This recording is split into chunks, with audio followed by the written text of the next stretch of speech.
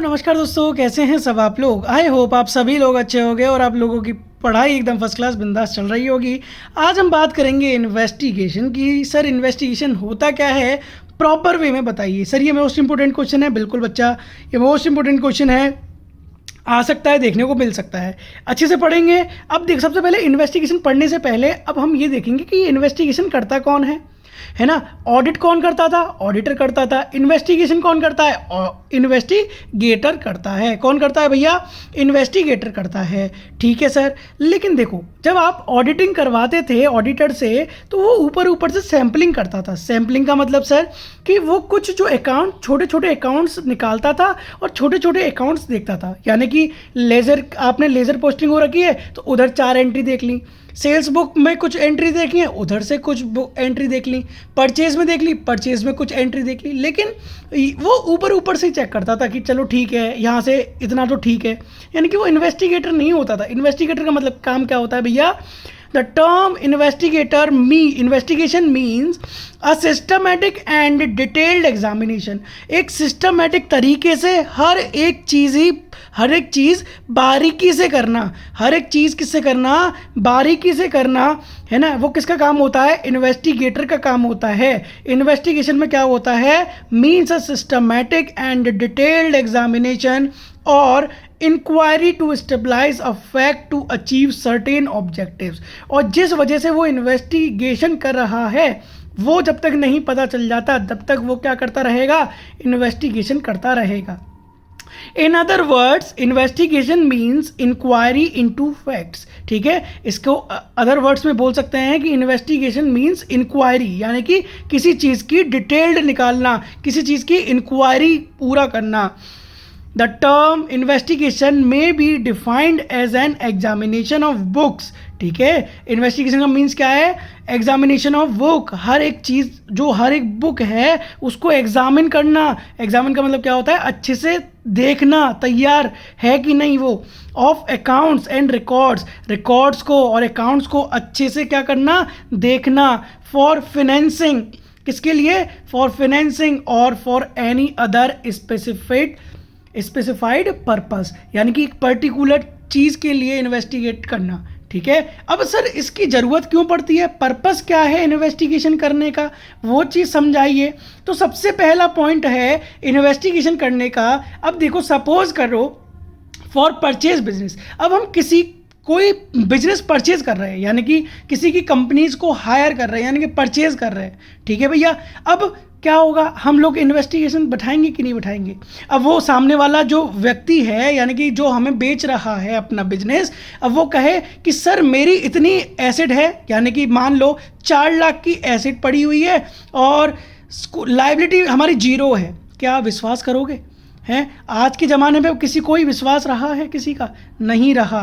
ठीक है, prospective buyer में इन्वेस्टिगेट द अर्निंग कैपेसिटी। सामने वाले की जब तक कैपेसिटी और क्या कहते हैं अर्निंग पता नहीं, और वो बोल दे, ऐसे बोलने वाले तो कुछ भी बोलते कि नहीं बोलते, लेकिन उसकी कैपेसिटी, वैल्यूड द एसेट, उसकी एसेट कितनी पड़ी है, कितनी उसकी लायबिलिटीज़ पड़ी है, to assesses the value of the firm, और उसकी फर्म की वैल्यू क्या है उसको जब तक देखे बना, जब तक आप क्या बिठाएंगे उसके लिए? इन्वेस्टिगेटर बिठाएंगे। क्या बिठाएंगे भैया? इन्वेस्टिगेटर बिठाएंगे। और उसके बाद इन्वेस्टिगेटर क्या करेगा? उसकी जांच पड़ताल करेगा कि हाँ भैया ये बिजनेस इसकी इतनी एसेट है और इतनी लायबिलिटीज़ है।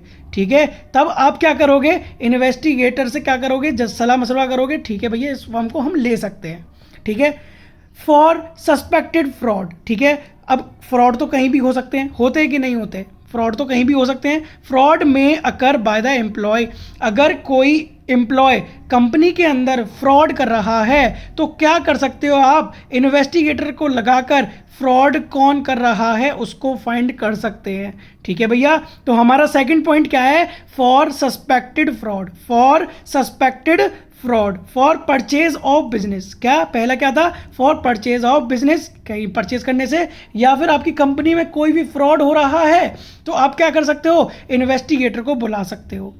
Compliance of companies act 2013, the central government में गिव ऑर्डर फॉर इन्वेस्टिगेशन। अगर आपकी कंपनी कंपनीज एक्ट 2013 फॉलो नहीं करती है तो क्या होगा भैया, सेंट्रल गवर्नमेंट जो है वो क्या कर देगी, ऑर्डर दे देगी, किसको, इन्वेस्टिगेशन करने का ऑर्डर दे देगी भैया कंपनी के अंदर चल क्या रहा है।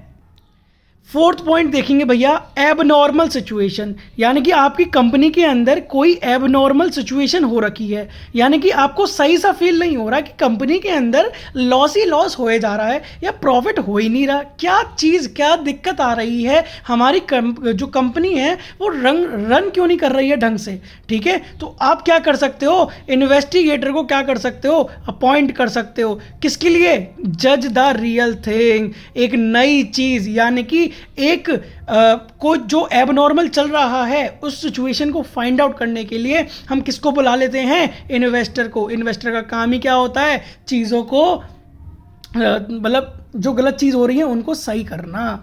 ठीक है, अब क्या होगा, फिफ्थ पॉइंट क्या क्या दे रखा है भैया, फिफ्थ पॉइंट दे रखा है भैया merger of the concern, merger of the concern, जब कोई दो कंपनी मर्ज हो रही है यानी कि अमलगमेशन हो रहा है किसी कंपनी का, तो क्या होगा भैया, इन्वेस्टिगेशन की जाएगी, ताकि इन्वेस्टिगेशन का तरीक करने से क्या होगा भैया, एसेट और लायबिलिटी का पता चल जाएगा कि दो कंपनी अब मर्ज हो तो रही हैं, क्या दोनों कंपनी की एसेट इक्वल है, क्या किसी की लायबिलिटी ज़्यादा है किसी की लायबिलिटी कम है, तो क्या होगा, इक्वल अमाउंट में कौन करवा देगा, इन्वेस्टिगेटर क्या करवा देगा, सलाह मशवरा करवा देगा और मर्ज करवा देगा।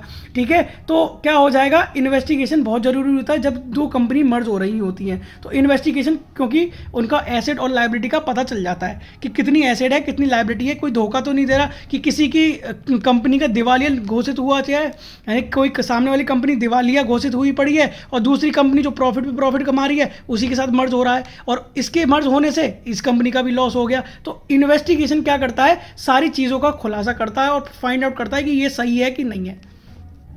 एडमिशन और रिटायरमेंट ऑफ पार्टनर, कोई एडमिशन ले रहा है या फिर कोई रिटायरमेंट ले रहा है पार्टनर, किस में से, कंपनी में से, the valuation is made by the investigator eight the time of entry और एग्जिट। ठीक है, वो पार्टनर की क्या लेगा, इन्वेस्टिगेट करेगा, क्या करेगा, पार्टनर को इन्वेस्टिगेट करेगा कि ये जो पार्टनर हमारी कंपनी में एडमिट हुआ है या फिर रिटायर कर रहा है, जा तो रहा है, अगर जा रहा है तो कोई घपलेबाजी करके तो नहीं जा रहा है, ठीक है, अगर आ रहा है तो कोई फ्रॉड के साथ तो नहीं आ रहा है। ठीक है, अब सेवंथ पॉइंट क्या है भैया, for investment, for investment, investment decision is based on value of concern and dividend decision of the concern. अब एक चीज़ बात बताओ आप लोग, जब आप किसी फर्म में इन्वेस्ट करते हो तो आप क्या करते हो, इन्वेस्टिगेशन करते हो।